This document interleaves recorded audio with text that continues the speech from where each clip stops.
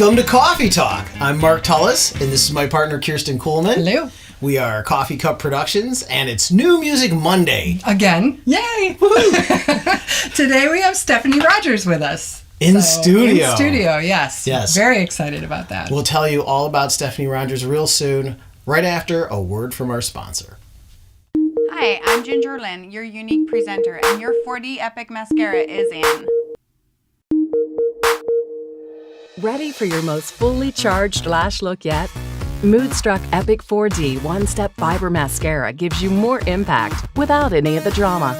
A specially engineered double-sided brush interlocks Y-shaped fibers to your natural lashes for intense volume, dramatic length, and intense lift that's better than any falsie effect.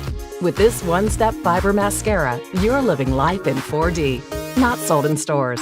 Contact me on Facebook, gingerlyn Lindwall, GingerLynDWall, or you can contact me at 252-619-9868. And we're back with episode 14. Stephanie Rogers is here. Yay! Yeah, Stephanie Rogers in studio. Stephanie. Hey, Steph. Hey!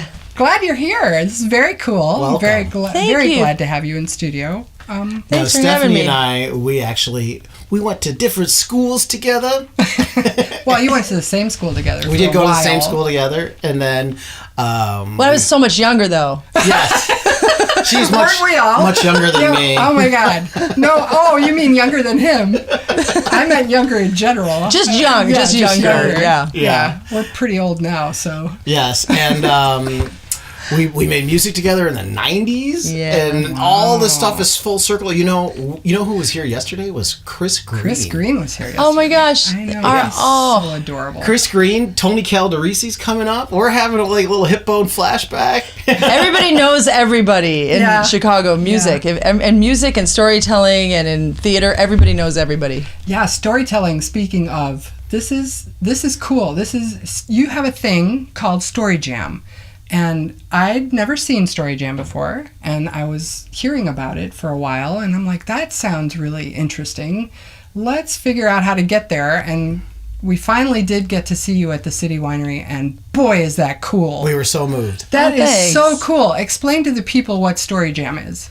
Okay. Well, StoryJam is, we combine live lit and live music. So personal storytelling, like the kind of storytelling you hear in a podcast or on NPR. And we write a song. It used to be that I would write a song for every story. So a song that echoes or responds to every story that you hear. So it'd be like story, song, story, song. But You have like 1 billion songs. I've written over like 175, I think. Wow. That's impressive. That's a Wow. lot of songs. But Yeah. sometimes they're like I used to have 7 storytellers for every show, and I would write 7 songs for those 7 storytellers. That was a lot, That's a maybe. lot, But it yeah. was like sometimes I'd make the song just 2 minutes because it's like I don't have time to write a 4-minute song for every. So I'd do a 2-minute song for somebody, or maybe someone I'd just put a loop on, and I'd be like, okay, this is a rap song now. Awesome. So, but Yeah. that format has The changed. economics of songwriting. people. Exactly. Creative Now songwriting. we do. Now I just for the show that you guys saw, I invited different songwriters to come and I sort of assigned each story to a songwriter, and I was like, oh, that's a cool idea. So that way we had different takes on and different musical angles to hear. And that was neat. I mean, that was really, really cool Yeah. to hear the different, like the one guy was writing about his being gay in Wisconsin and how that was for him. And he told the story, and then I'm not sure, was that Anne? It was Sarah Marie Young. Sarah, yeah. Sarah sang a song then about that story, and it was magical. It was really, really cool. What was really cool was that the writers and the songwriters had not coordinated together. So it was a live onstage reveal of here's how I interpreted the reading of your story. And it's like, oh my God, this is me listening to your song for the first time about my story. Everybody just had priceless expressions Yeah, when that was happening. Thanks. I thought that was kind of fun too, It because was fun. I was kind of sneaky and I didn't tell the songwriters who their story was by. You know, like it didn't tell them if they were male or female, gay, straight, black, white, whatever. I didn't give them any information whatsoever.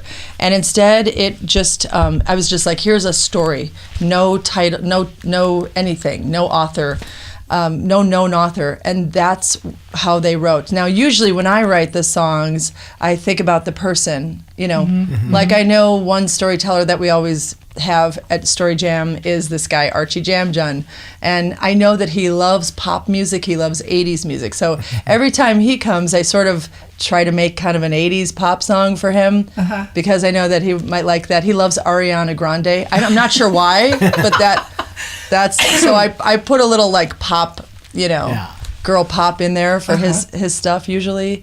And then other people, you know, you're really thinking about the person, but I gave the songwriters no opportunity to know who the person was. Yeah, that was really neat. I think Nicholas Barron was there too. Yes. And he did a song about, there was a larger African-American woman who was telling a story about how she was like not mobile and she couldn't get to.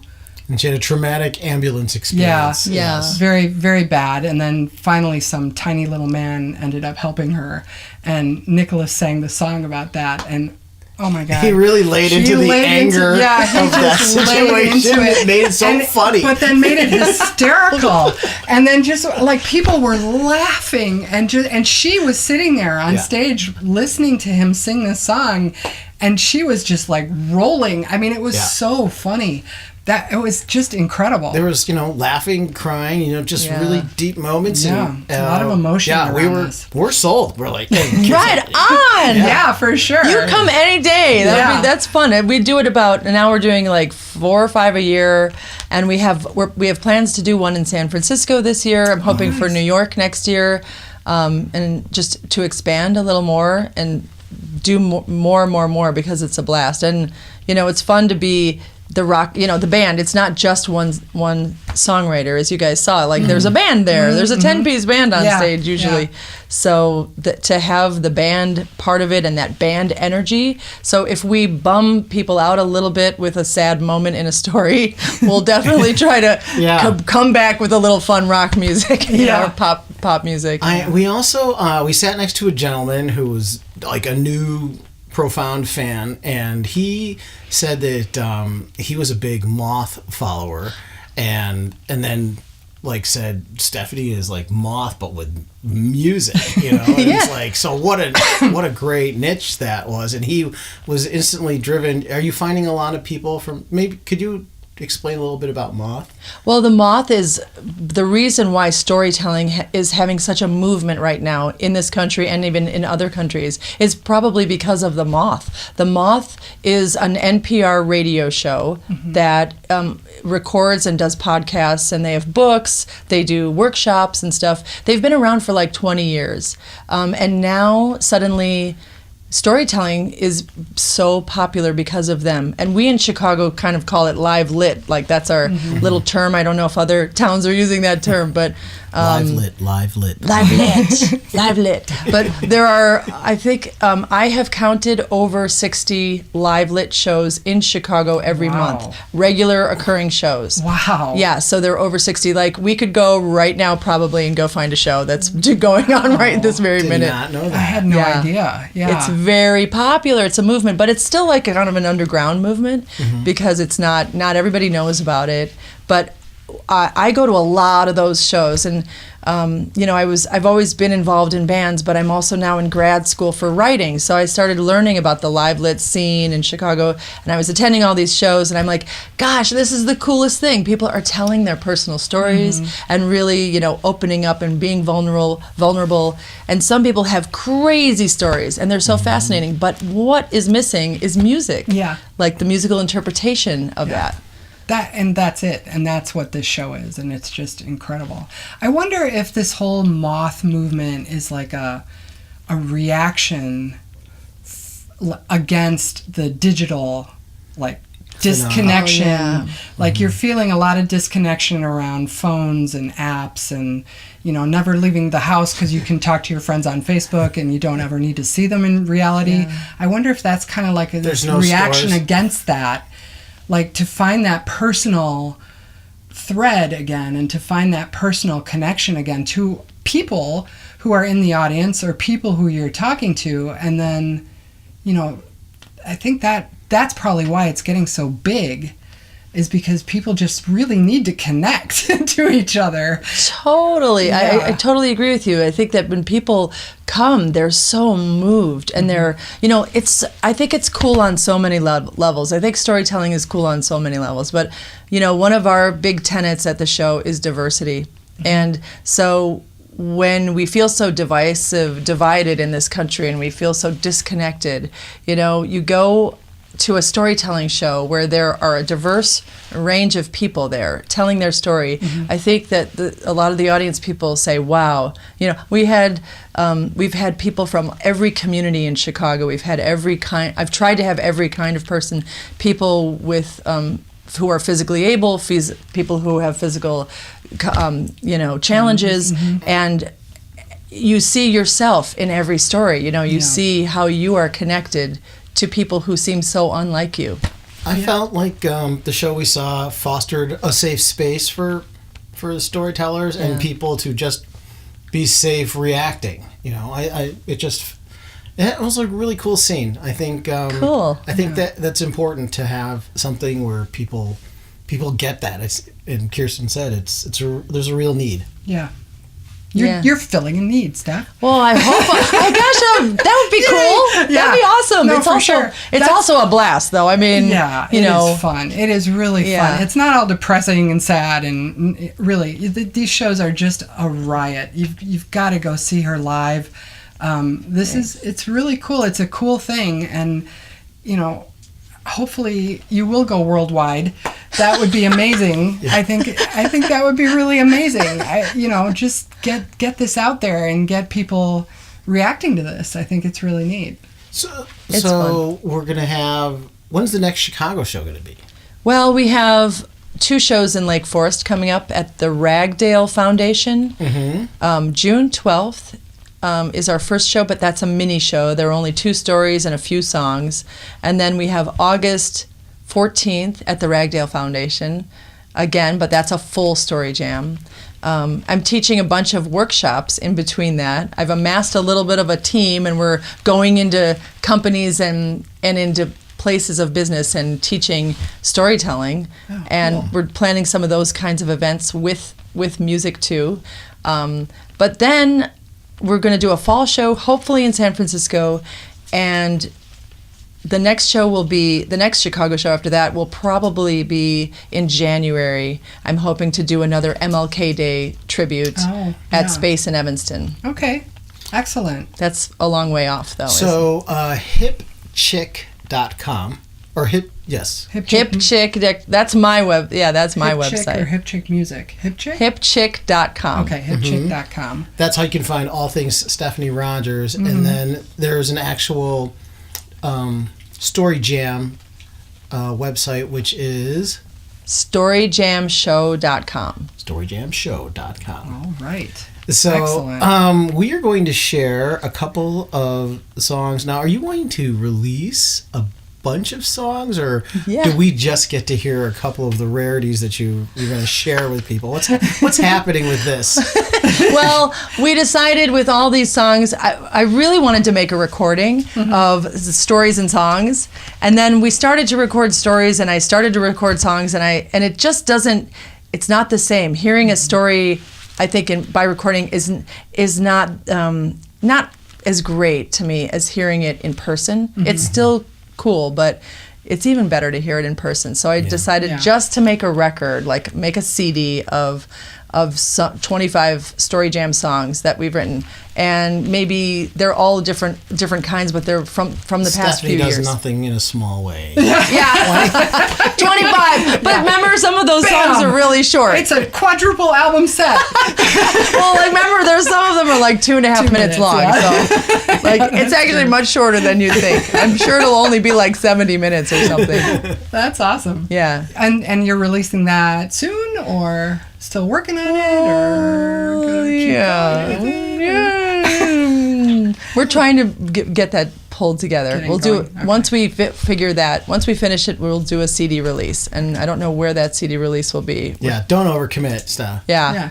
No, we'll find a good place for you to release this. So CD, we not are a going to problem. actually have like a world premiere. Yes, of right 2 here on songs. Cawffee Talk. Right. Yes. One is called Cake, and one is called mashed potato. Mashed Potato Club. Mashed Potato Club.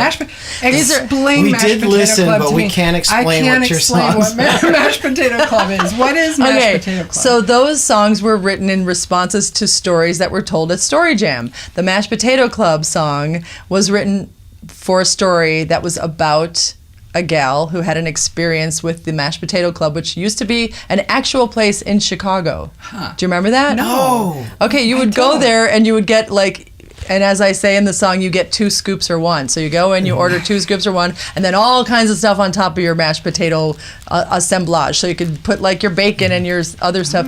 And then at 10 o'clock every night, the place would shut down. The restaurant would shut down, and it would become a gay dance party. Okay. So that's what the see. song Okay. is. The song is about. Now it makes sense. Yes. Yeah. Now I I might understand. have to explain some of those things when we release the. Yeah, totally. Now I understand the song, though. Yeah. I was just like, what? What is this? What is that? I don't get it. Yeah. These are songs all written for the show. So somebody told a story about Got this it. place and going to this place. But since I'm using her story as a jumping off point, and I'm not going to tell the story. I'll probably put a little thing in the liner notes, like this is what this is. What this means, Yeah. yeah. And Cake is, it seems like a fairly political Yeah. song. Cake is a little more straightforward. So it's about how this was written for a guy named Don Hall. He did a story. He only referenced cake in the story in a small little portion, in a small way, but I just took that little bit and then made the song from that. So sometimes the songs don't necessarily mimic the story really exactly, because the person told the story, you've already heard the Right, narrative. right. So the song is usually like a different angle or a little piece of the story. Well, and our this will be our first political piece on Cawffee. That's right. Cawffee We try to Talk. keep it very non-political here, but Thanks for pushing for the you, envelope, Stephanie, Steph. it is a political song. Don't email This is us. a Don't text political us. song. I don't want to hear anything about it. Just listen to it. It's and art. Don't talk to Stephanie about it. Don't send any nasty notes to anybody. Nasty notes, no nasty. No nasty notes. That's right. That is. It's This is just a the way it safe is. space, people. Yeah. So no responses to that. Nothing. I don't want to hear it. So we're gonna do it, and it's gonna be nice. All right. Which one should we play first, Steph? Which one do you want to play first? Well, these are both rough mixes, so they're in their rough form. They're not in their final form. Ooh, a rare but that's release. what makes it kind of fun to hear it. Maybe you should want to get Cake out of the way? Yeah, I let's don't do Cake first. Yeah, we'll do then we can cake, and then finish we'll off finish with it the up real with dessert, mashed potatoes. mashed potatoes. We'll do that. I like that. Stephanie, All right, thanks cool. so much Thank for you coming for on the show. coming. Thank you guys. This has been a blast. This is Thanks gonna so be much. fun, yeah. All Awesome. right. Thanks. Cake Thank you. followed by the Mashed Potato Club.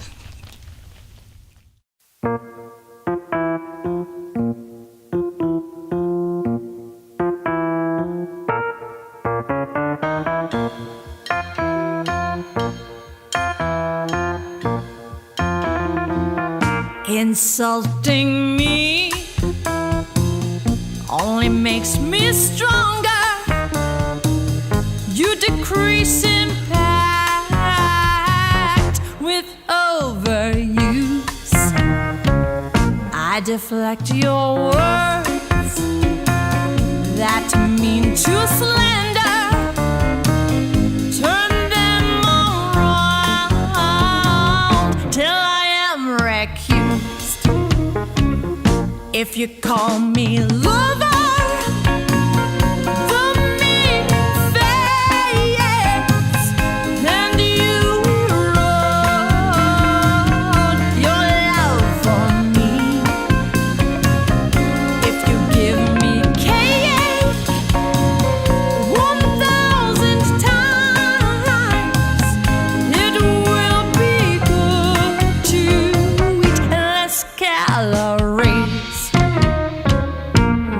you're a cat in the highest order. You deplete the sediment by conquering. If we repeat, my president may be the president will go away. If I call you bully, the meaning strays, and nevermore will be your bulliness. If I call you racist 1,000 times, all of the prejudice will disappear.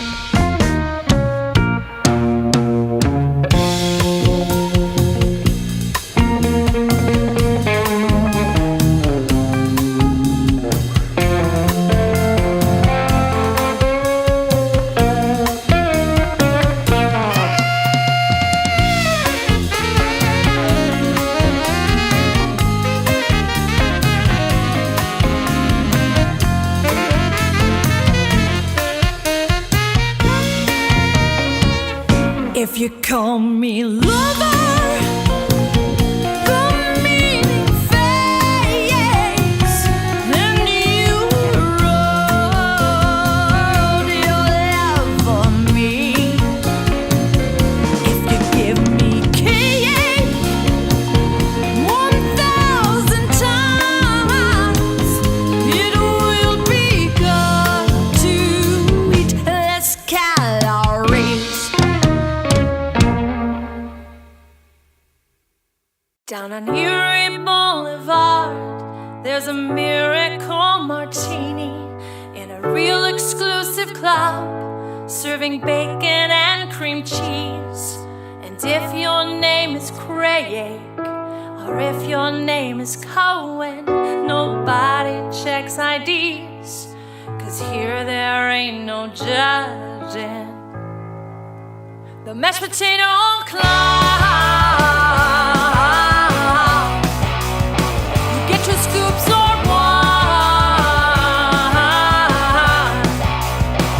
You better get your food by 10, because then it's a gay dance hall. Bouncer and the cake stand wouldn't stand a chance. He doesn't like his mashed. He's a homo.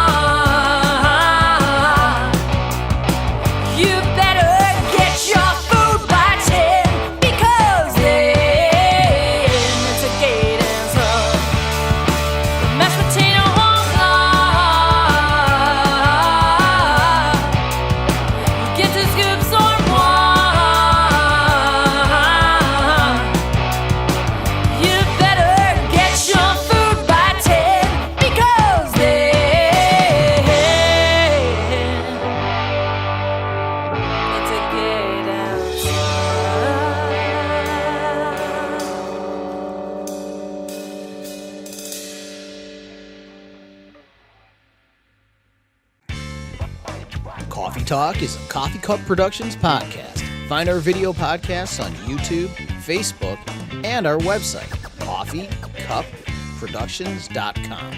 Audio podcasts can be downloaded from Stitcher, iTunes, Google Play Music, and Spotify.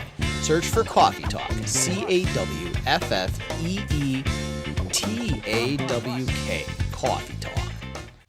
Whenever you're ready. Okay. Hi, I'm Stephanie Rogers from StoryJam, and I'm going to be on the next Talkie Falk. Close. Next New Music Monday. Yes. On Cawffee Talk. On Coffee. Do I have to say it like Coffee No, Talk? you don't. You don't.